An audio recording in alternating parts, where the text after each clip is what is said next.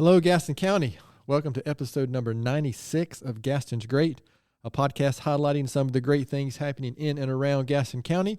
I'm your host, Stephen Long, and we are coming to you once again from the international headquarters of GSM Services right here in downtown Gastonia.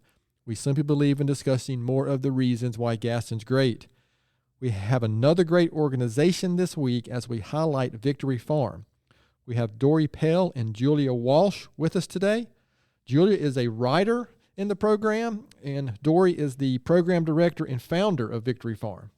Dory and Julia, it's great to have you on, and welcome to the podcast. Thank you. Thank you for having us. Absolutely. So we're going to get right to it, and I'll kind of throw out some questions for both of you, or I'll just say this is for you, Dory, or this is for you, Julia. But maybe start with you, Dory. Just tell us a little bit about yourself, anything that you would like to share. Well, I come from a horse family. I'm third generation.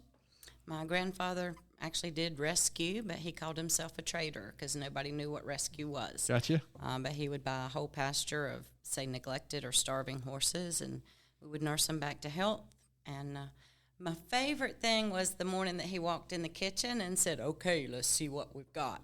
And that meant he was throwing me on a horse to see if it was broke to ride. Okay, so you were the guinea pig. I was the guinea pig. I've ridden my whole life. Yeah, there's pictures of me at 5 months in front of my mother riding. So I was riding before I could walk, literally. My mother was an amazing instructor. She wrote for 2 horse magazines. Oh, wow. And she's also spearheaded the founding of the American Saddlebred Association of the Carolinas. So I come from a strong background. I was always a performance horse rider, okay. And I was groomed since I could walk to be a world champion, and I worked toward that, with every ounce of my strength and time. I worked toward that, achieved the nationals by the time I was 12 in championship and medal classes as well as age division, and went to the world championship 5 times, achieving a 3rd place. So was very proud of that.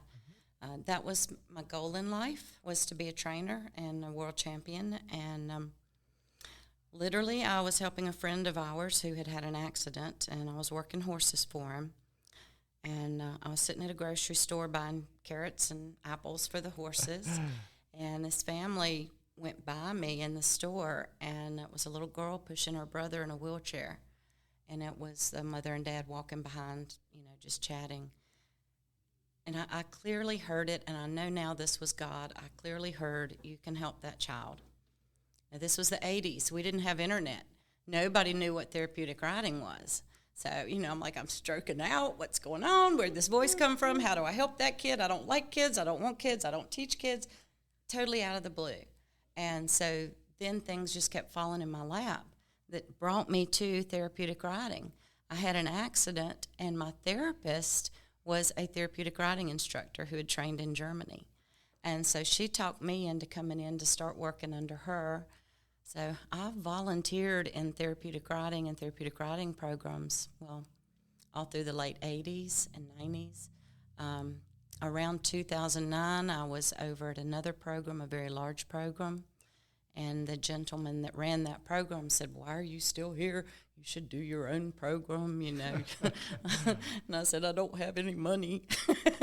And so he talked me into starting Victory Farm. And it has truly been led by God, provided by God.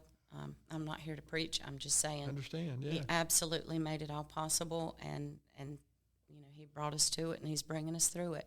So that's quite a story. Mm-hmm. I don't know how many times. I didn't even know some of this. So I'm sure. I'm like super surprised right now. Yeah, I'm sure that God has spoken to me more than once, and I didn't want to hear it. Yeah, exactly.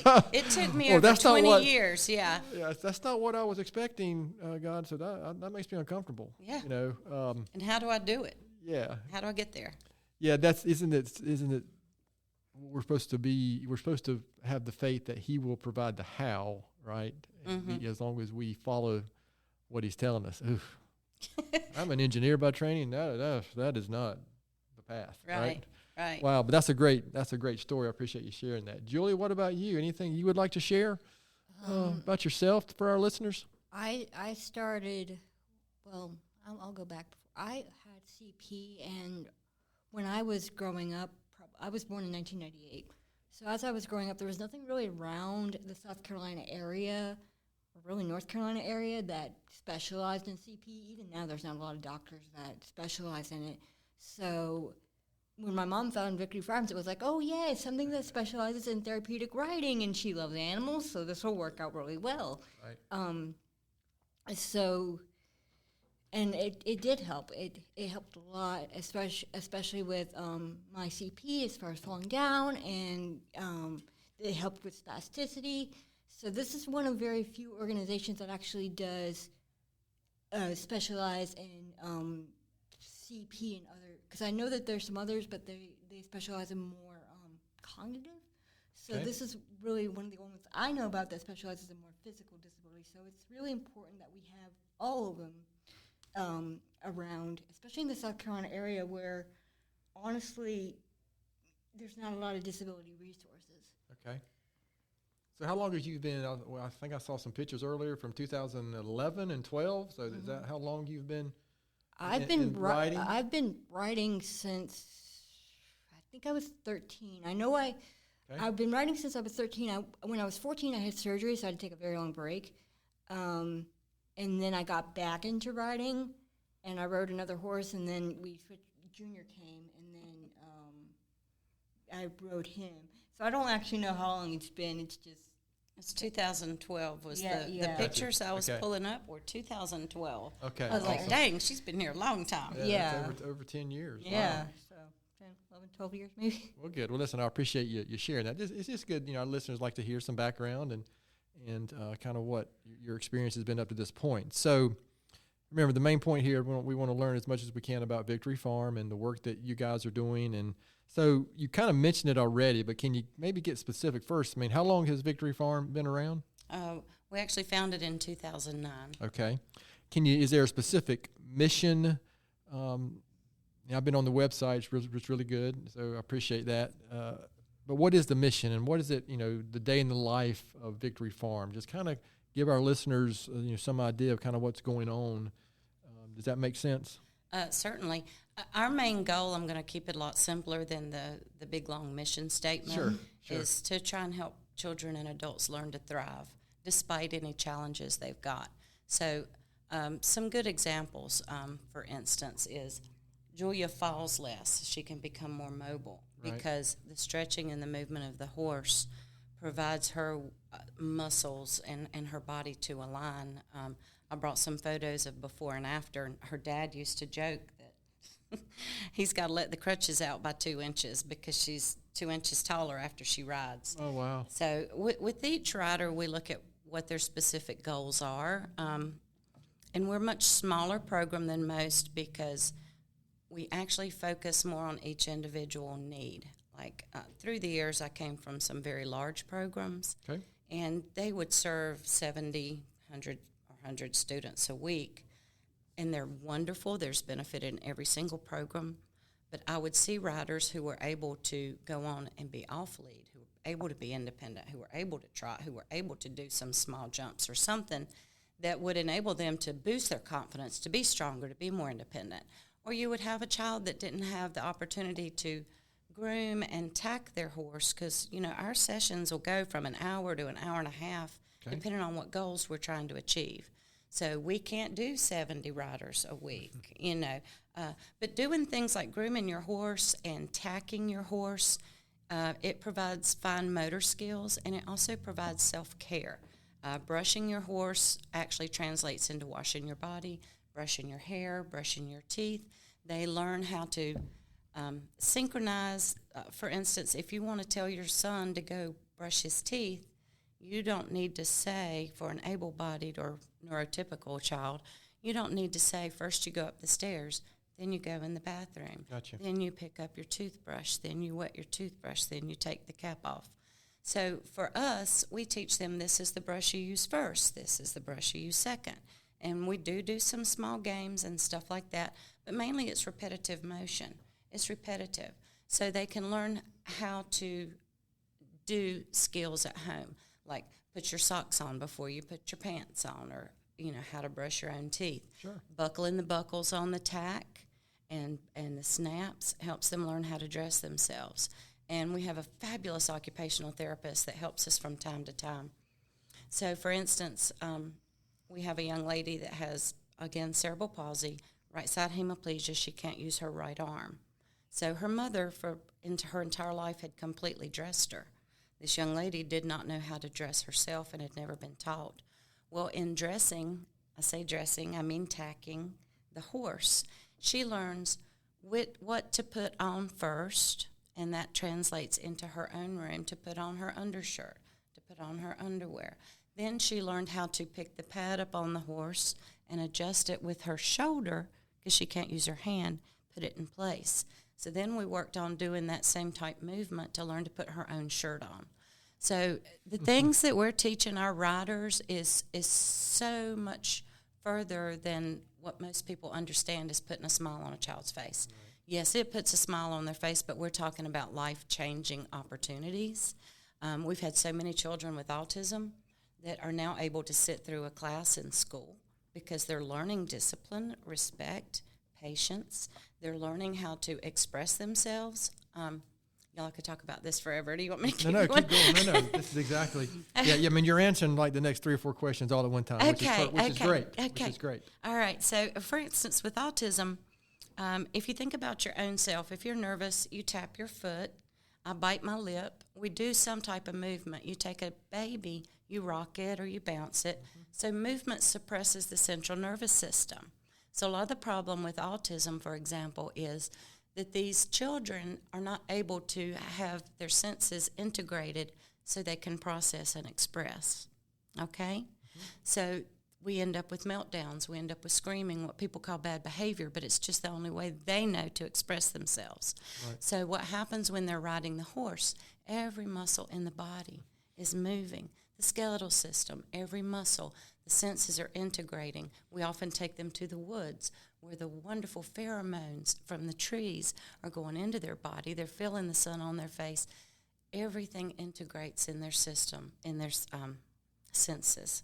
So all 5 senses become aware and integrated. We have children who speak their first words on the horse, who are able to take their first step because, like Julia, they've never known what it was to be able to sit up in a proper position or to move their legs properly. And can I just add something about the senses thing? I haven't been diagnosed yet, but my doctors do say that there's a very strong chance I have Asperger's syndrome. So from my experience with on the horse, especially as she was saying on outside, in the sun or just on the horse, it gives you something to focus on that really, because sometimes whenever I'm talking or whenever I'm in a new place, my senses get very easily overwhelmed. So it's really nice to be able to focus on something like the movement of my horse and be able to kind of just calm down and really focus. And I know a lot of people who probably are on the spectrum don't know what that's like, but it is a very calming feeling, especially, and it's also very affirming to be around people that know what you need. Because sometimes you can't always say what you need. You can't always say, I need to go to a quiet room. But, at Dory Victor Farms, if I need something, I can just say it. And they're like, okay, this is what you need to do. Well, for the rest of the podcast, Julie, feel free to interrupt Dory anytime. Yeah, that was beautiful. So don't, for 2 reasons, because that was very insightful, and secondly, she doesn't talk too much. Okay. Okay. So again, I appreciate that. That for someone who is a total novice and just not experienced with this, there was 2 great descriptions. Okay, you really, gave a clear, just a really clear description. I can almost see what you're doing, what you're dealing with, and so that's appreciative. So any other, because Julia did interrupt you when you were talking. Did any other initiatives or anything specific that you talk about, other programs, or is it really that niche, that you're doing with what you've already described? Well, we are branching out into some different areas. I actually have been a Special Olympics equestrian coach since 1992. I have 5 different certifications, which I love because each organization teaches you something different. And so you can bring not only from my own experience in horses, but from each organization more knowledge. But we are also getting ready to start a new Special Olympics program. Gaston County Equestrian has not been real strong statewide. Okay. So we're very focused on getting more Special Olympics. We do need Special Olympics coaches, and we do need assistants and volunteers to do that. We are also starting a new initiative toward, I'm trying to think of the nice way to say this, the best way to say this. Take out nice. We're starting a mental health counseling area with some friends who do mental health counseling. It's something we've talked about for about the past 7 or 8 years. And now, thanks to a wonderful, gracious person, Ruth Wagner, we have the facility where we can grow and we can continue to offer more services. All we need are the volunteer support. But the thing is, I used to work with a group at Victory Farm who took in girls and women who had been trafficked. And I don't need to tell you what their life is like. Sure. Okay? I'm going to speak bluntly. They would come in such a state of heightened, I would almost say they were like squirrels. They were, they were just, they're just skittish about everything.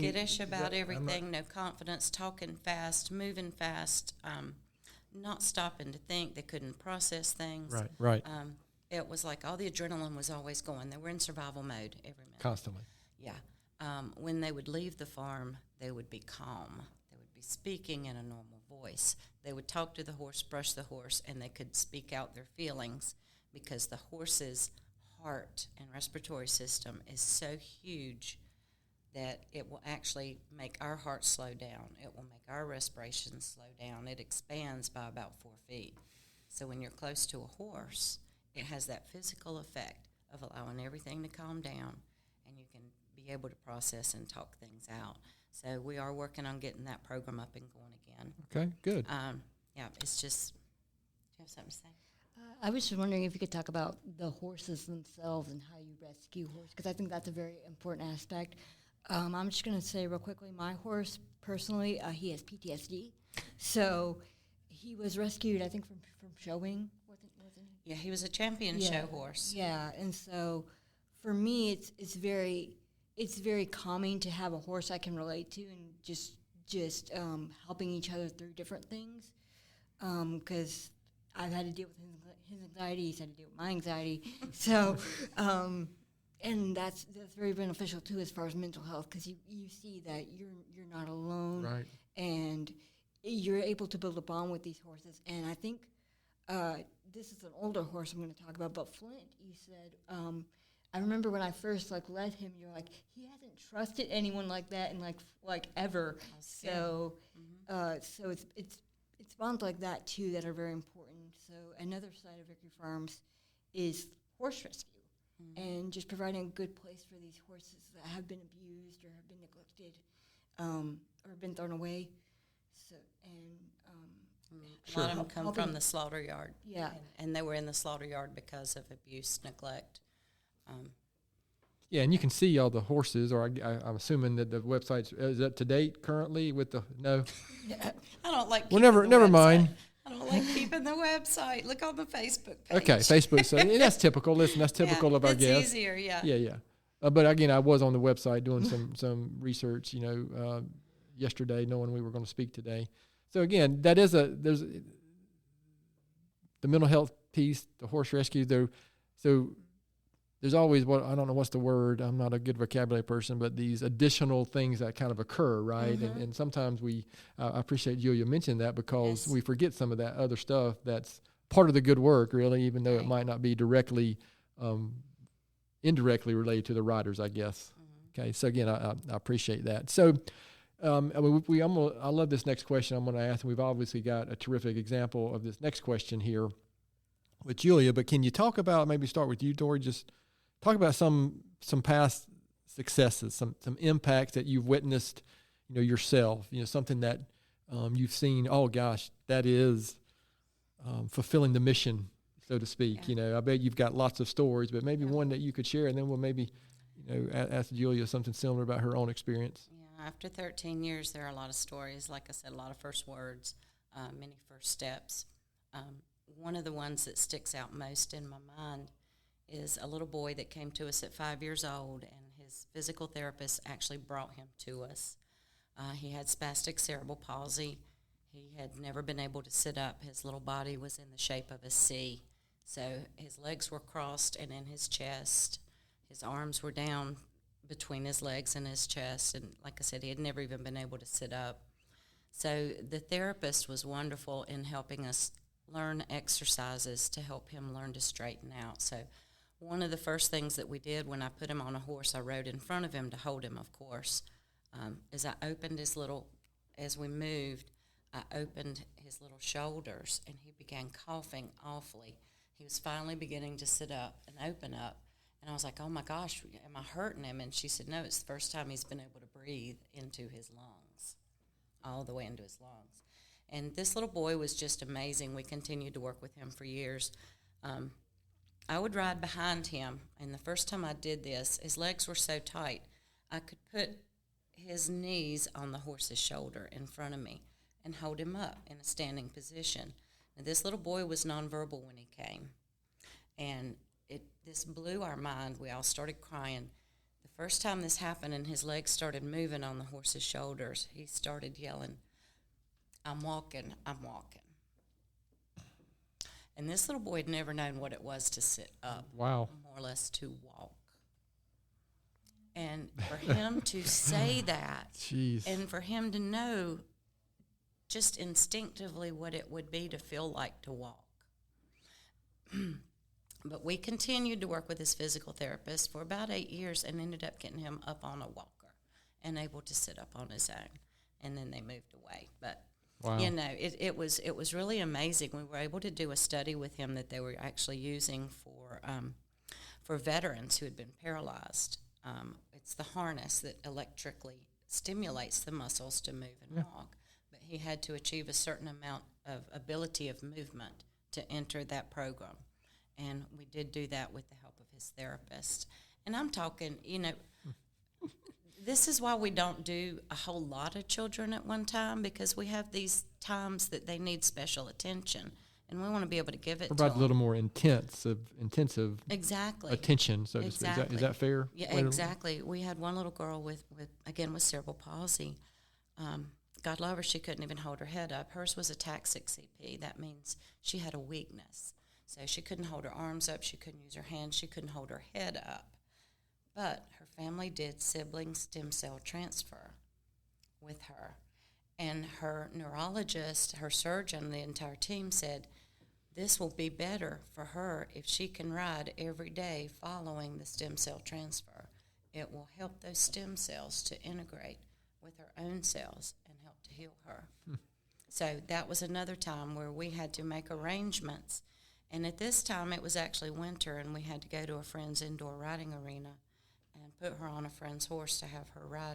She was only, I think, 4 at the time this happened. So, again, she was one that we would ride behind and hold on the horse.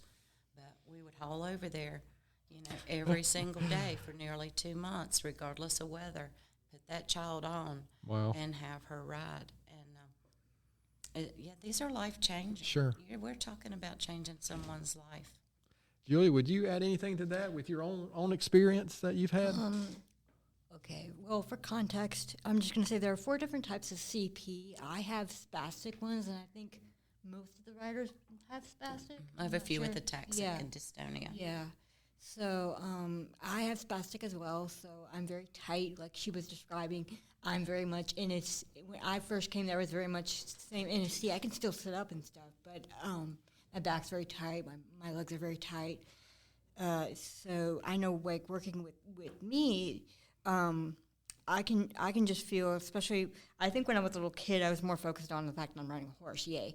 But now I can see, like, okay, this is really helping me to stand up and to learn how to be straight and to learn how to have motor skills like,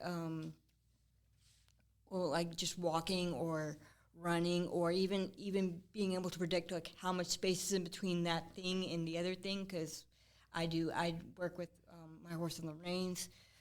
So it has just opened up a world of mobility for me that wasn't open, the first few times before we found this place. Julia brought up a really good point that I missed. I'm sorry, I know I'll talk a lot. That's great. I'm very excited to share this. A lot of these children have never had the opportunity to ride a bicycle, skateboard, scooter. Included. Yeah, they've never known what it is to learn speed, space, distance, turning radius, when do I start to turn, so that eventually they can drive a car. They have nothing to relate it to. And even walking down the halls at school, it's one step at a time. You don't know how to flow in traffic, to turn through the halls. I'm like over here dodging students. So. Yeah. So with what we do, we make our riders as independent as possible. They're not on a lead line 99% of the time, like she was saying. And we do a lot of speed, space, distance work. You're going to get to that noodle and turn left, or you're going to weave these, or you're going to stop in this box. But that is going to help them learn how to drive a car, or even like a scooter, to be more mobile, to be more independent. Gotcha. Again, it's life transforming. So before we move on, I've got to ask a couple of questions here about, can you talk to us? We talked before we started recording, Julia, about some of these, this information that Dory brought about you being quite an accomplished writer. What are some of these challenges and cups you've been involved with? And with this diva horse as well? Okay, you're talking about Junior. So he's my current. I always have a habit of calling my horse partners because I see it as a partnership. So Sure. My current horse, his name's Junior, and yes, he is a diva. For reference, he is an American saddlebred, and for anyone who has raised or owned or even been with an American saddlebred, you know what I'm talking about when I say diva. So he very much likes to be the center of attention. And yeah, we've done a couple shows together in like 2000. I think one was in 2019. I forget when the first one was. So. Yeah, I don't remember the first one either. It was probably 17 Yeah. or so. I think you did a couple years before you entered the competition. Yeah, and then I know the biggest one we did was, and we're going to do this again this year, I hope, was in Raleigh, and that one was so much fun because we had to practice for it, and we did a little maze, but that was our first time actually traveling, and I traveled with him, so that was not only so much fun, but a great learning experience for both me and him, a great bonding experience. So yeah, I've been involved in a lot of shows. Is there anyone you want me to talk about in particular? Well, no, I just, it's okay to brag a little bit. That's all I'm saying here. I'll brag on it. I don't know if won't be able to see that. It really went very well, but I'll brag on her. That's the 2022 Yes, it North is. Carolina State Championship. She was reserved North Carolina State Champion in the UPHA Exceptional Challenge Cup.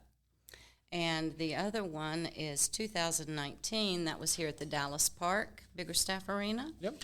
And that is the Exceptional Challenge Cup, again with Big Junior Brown. And she was champion in her division as well.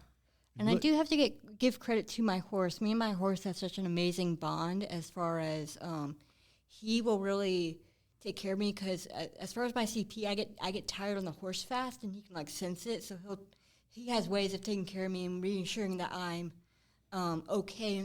In fact, one of my favorite moments happened in the Raleigh show where we were trying to finish a serpentina pattern, and one of my sides was very spastic, and it hurt, so I was in a lot of pain. So he wouldn't try or follow any of the other rules until he realized I was okay. Oh, wow. And then Gotcha. And then he actually, you can see this in the video more than me describing it, but you can actually see his body move to try and keep me from falling. You can see her flinch to the side, and you see him pick her up. Yeah. And he was like, no, I'm not trotting. She's not ready. Yeah. So. And I must say, you look pretty sharp, too, on the horses in these photos. So very well done. Very well done. So, Dory, looking ahead, the next, that classic question is 5 to 10 years down the road, but it doesn't have to be 5 to 10 years down the road. But, what do you see the future for Victory Farm? Is there any big plans in the future, or is it just trying to serve, continuing doing what you're doing, or? Well, we need to cover our arena, so we need to get some grants so that we can cover our riding arena and continue to ride despite weather. We're also trying to expand our barn so that we can take in more horses because we're adding more riders. We need more horses. A lot of our horses now are older and retired, and they will live out their life happily until they're called to the Rainbow Bridge. But we're trying to expand our facility right now, and we will be applying for grants to do that. And we're also going to have along with this expansion, we're going to have some offices put in, which is where the mental health counselors will have to be located. If you're doing any therapeutic or counseling services, they have to have a separate office to do it in for privacy situations. Sure. So we've got some build out to do. Speedway Children's Charities has provided us with a wheelchair lift. We work a lot with the Muscular Dystrophy Association. You may have, a 12-year-old boy that weighs 400 pounds due to lack of muscle tone, the steroids they're on, this type of thing. And you've still got a little boy who wants to be a cowboy. Yeah. So we actually have a cart and carriage driving program, and we just got a giant mammoth Molly mule to pull the giant carriage. I love her. She's so pretty. She's beautiful. But we have a wheelchair lift that was provided by Speedway Children's Charities, and so we have to cover the mounting deck area to install that as well. So we've only been in this location, it was 2 years in April. Okay. And we've had a lot of building out to do, putting in pastures. In fact, we're clearing another 5 acres right now. So if anyone has building skills, that type of thing, we need help. We need lots of volunteer help. And, again, we're looking for grants and assistance to continue to grow. All right. Well, listeners out there, somebody out there that fits that description and feels the calling to help, please, keep that in mind. So where are you located? We're in southern Gaston County. We're kind of down behind the Carolina Speedway, if you know where that is, off of Rufus Ratchford Road, Union, New Hope, Rufus Ratchford. Okay, very good. Can I just add to that? We also need people who can give us veterinary care for the horses, because sometimes it's not always easy to be able to drive a horse, so many miles down. We've actually had a lot of health emergencies. Not recently, but we've had 2, yeah, we've had like 2. So we're also kind of in need of horse health care, I guess you could say, like funds for that, because we've got how many horses do we have now? 11 horses. They all need feeding. They all have their own conditions. So being able to look after them and making sure that they have a healthy and comfortable life is important too. Sure is. Absolutely. And we do accept horse sponsors. Okay. You can be an equine sponsor and come and love on your horse. Yeah, they probably don't. They don't eat much, do they? Oh, that's one thing folks don't realize is the cost. And, just like everything else has gone up, a round bale of hay used to cost us $40 2 years ago. Now it's $110. Yeah. Unfortunately, we are familiar with that as well. It's just it's insane. It is a wild. It's just a wild last couple of years. It has been. And for us as well, it's very difficult. I still don't take a salary. Yeah. So, wow. So, we have some questions that we'd like to ask relative to Gaston County. Before we kind of shift gears for that, is there anything I haven't asked that I should have asked? Before we finish, we'll make sure our listeners know how to find you, volunteer, how to get in touch, find more information out. We'll make sure that that's clear before we finish. But is there anything else I haven't asked that I should have asked? You don't want to ask me an open-ended question because I'm going to talk about it. Julia, is there anything I haven't asked? I think we've hit on everything. I'm trying to, in my mind, just make sure we hit on everything. All right. Yeah, you've done a great job. Well, thank you. So, again, we'll finish up with some more, obviously, Victory Farm-related question to finish up. But we do, because it is a podcast about Gaston County, we do like to throw in some of these Gaston County-related questions. And this is really what, the team at Victory Farm, your family, friends, this is what they really want to know about you, right? Are you prepared? Yes. Julia, have you seen these questions that I'm getting ready to ask you? No. Uh-oh. All right. Well, this will be even better. We're going to call this the Victory Speed Round of Questions. Yeah. Sure. I come up with, the most lame names for this round of questions every week. So I'll let Dory answer first, Julia, so you can at least hear the questions beforehand, okay?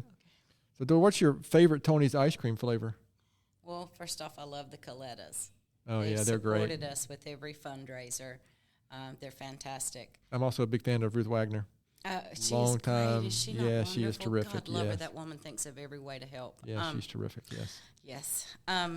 Honestly, I love to go get a hot dog and follow it with a cup of butter pecan. Wow. Love their hot dogs. So the lunch and the ice cream. That's what I'm Absolutely. talking about. Mm-hmm.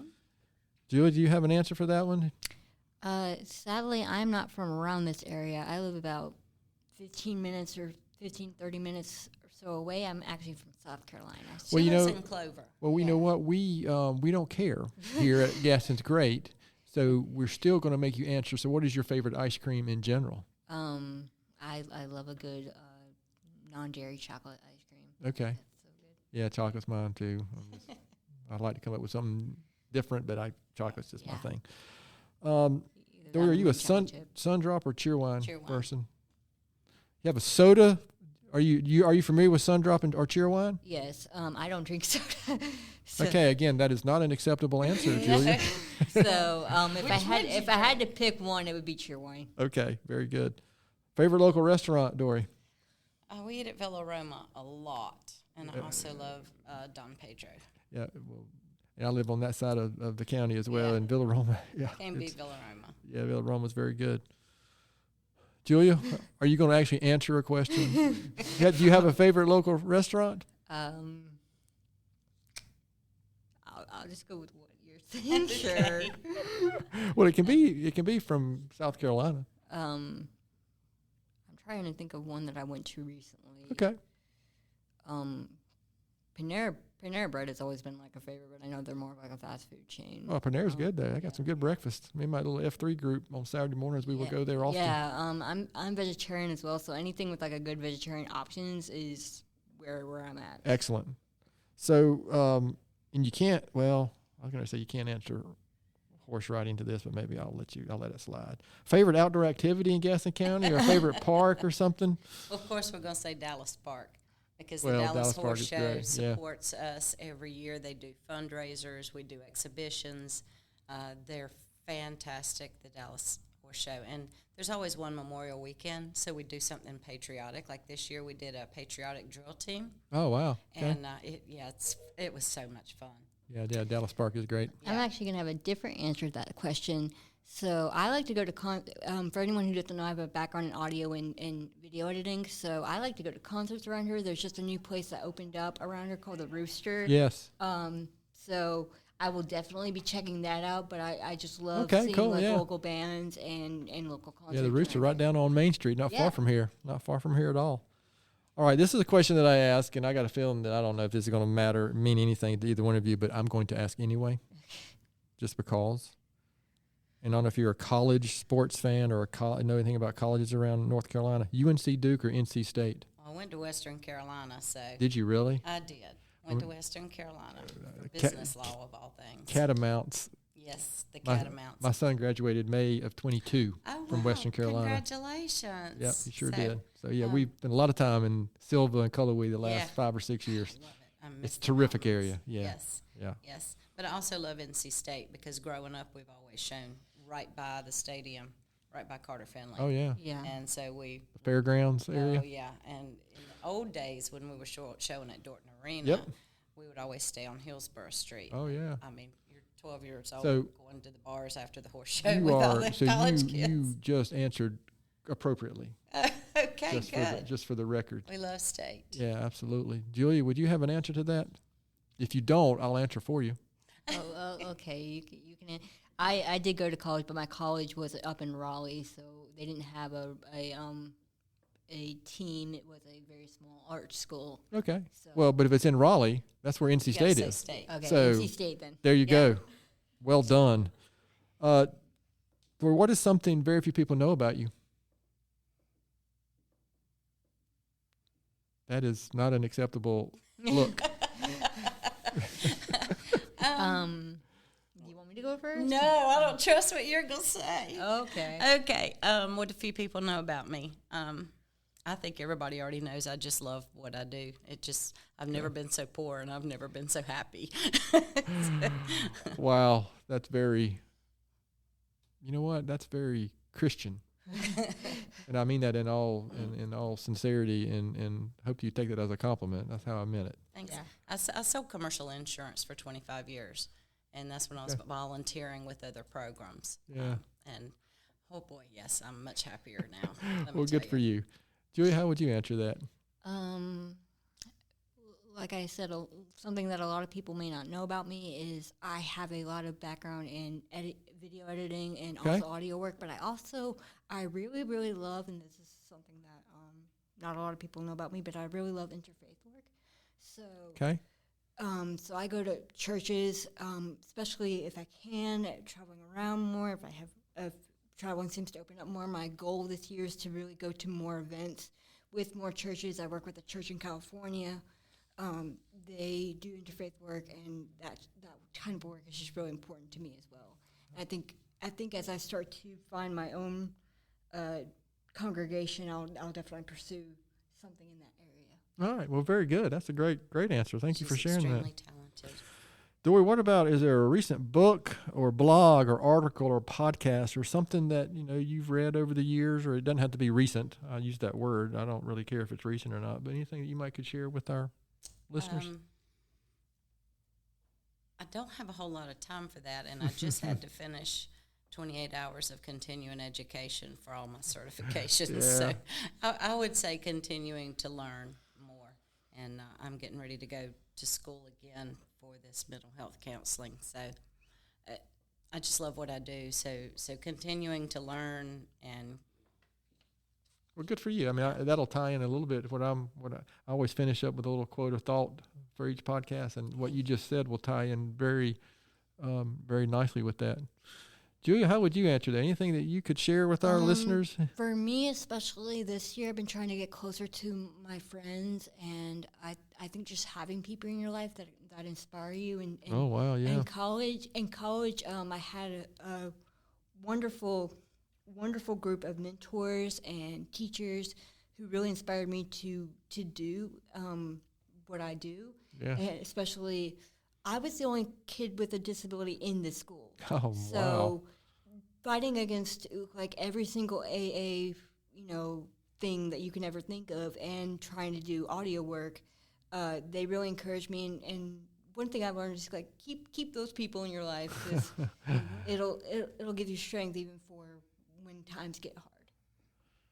Amen. Maybe we should stop the podcast after that one. No, very well said. She's Julia. right. We couldn't exist without our volunteers, Yeah. and we have the most amazing volunteer team. My goodness, we couldn't do And anything. everyone helps out, and Parents and everything. Yeah. It's amazing. And Well, Kelly. Shout out to Kelly. I appreciate you kind of indulging us on those Gaston County related questions. So we're going to a couple more questions, and we'll get this episode finished up. And I like this question because, remember, this is a podcast focused on Gaston County in general and all the good things that are happening around us. And sometimes, we've got some really well-kept secrets, around as well. But, Dory, besides Victory Farm, why would you say Gaston County is such a great place?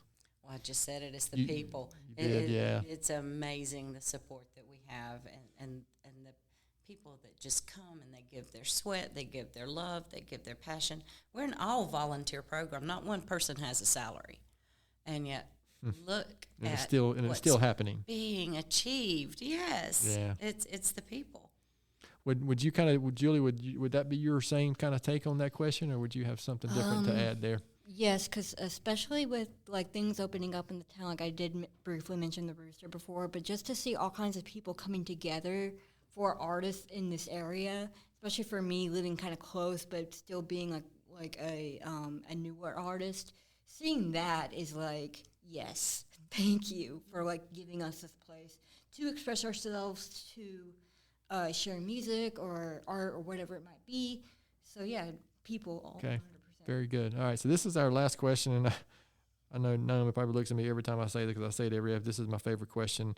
And Dory, I'll have to maybe modify it a little bit for Julia, because I don't know how many years ago this has been. But knowing what you know now, Dory, what advice would you give your 20-year-old self?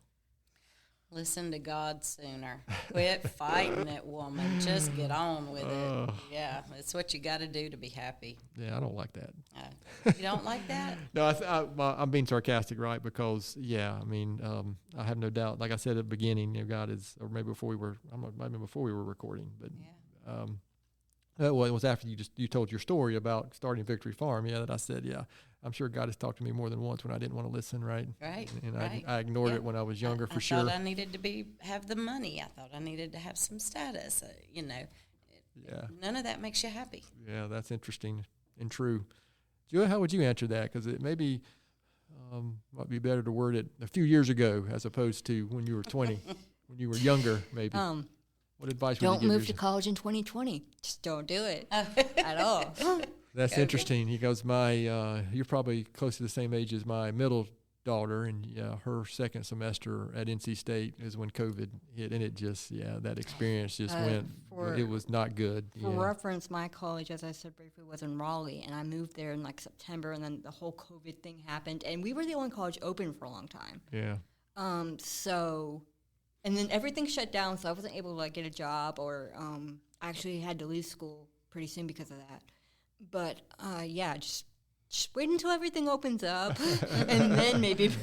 That's a good point. Yeah, you got to look at the circus, and there's some things that are just out of our control too, right? Yeah, true. And you got to figure out how to. I don't think anyone. I remember I planned for like everything. I remember putting the whole college plan together, but I didn't plan for a worldwide pandemic. Don't think anyone did. Yeah. Oh no. I mean, it was.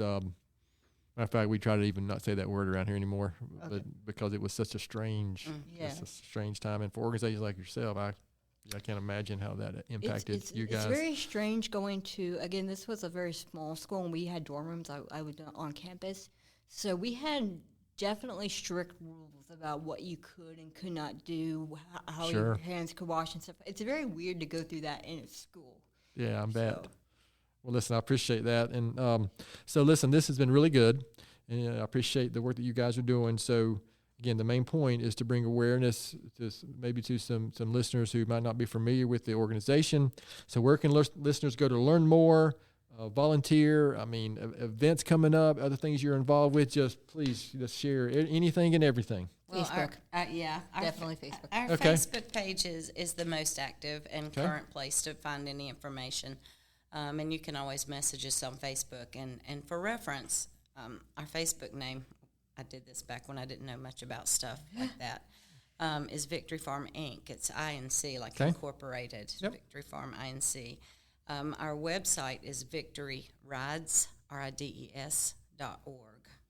And on there we also have a contact us where people can write in. Okay. And if you like Instagram, we have an Instagram too that I think is under the same name as. No, I don't keep Instagram up. Are you keeping it up? It's on there. Victory Farms Inc. on Instagram. So yeah. Okay. Well, I didn't know anything it's about that. It's on there. So how about you mentioned this already? Is the greatest current need you have? Is it volunteers? Is that what? It's volunteers and grants and donors and work. We've got a lot of work to do. We've got a new pasture to put in and fences to build and all that kind of stuff. And we have church groups come that are like from age 8 all the way up to adult groups, that come in. United Rentals just came and helped us a couple weeks ago. So it's really nice that we have so much support from the community, but we need a lot more of that. We got a lot of stuff to do. All right, very good. So before we wrap this up, any final words, any last words of wisdom before we finish this episode up? Thank you. Well, you're welcome. Thank you. We appreciate that. Julia, anything you'd like to add before we finish this up? Thank you for the time and exposure and the chance to do this. Oh, absolutely. Yes. Well, listen, I've been involved in community 20, 25 years, different organizations. I've seen so many good things happening around our county, and I do appreciate, specifically the work that you are doing and it's obvious the passion you have for it, and that's coming across in the conversation. So, again, I'm very appreciative and grateful for our community is a better place because you guys are here and what you guys are doing. So like normal, I'm going to finish up with my own book or podcast recommendation, and I'm going old school on a book here by a gentleman named Russell Conwell, and it's called Acres of Diamonds. And if you're not familiar with it, I would just encourage you to look it up. And it's kind of a inspirational personal development / business, but I thought it kind of tied in with the work that's happening at Victory Farm as well. And my thought is really going to tie into what Dory mentioned earlier, and it comes from Zig Ziglar.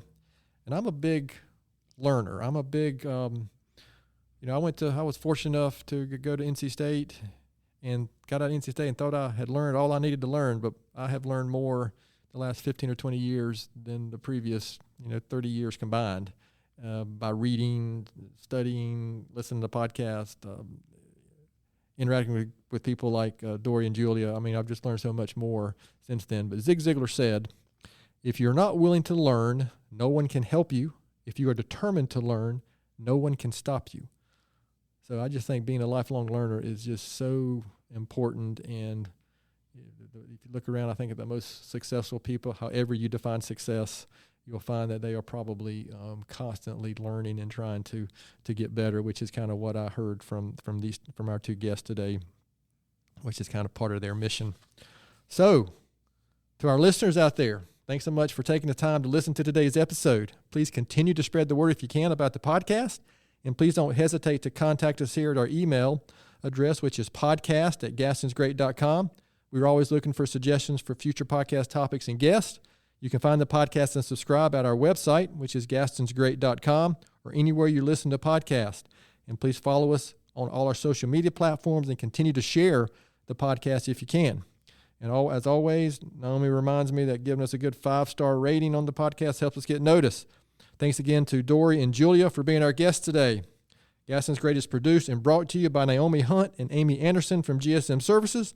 I'm your host, Stephen Long. Thanks again for hanging out with us, and please keep coming back to hear more reasons why Gaston's great.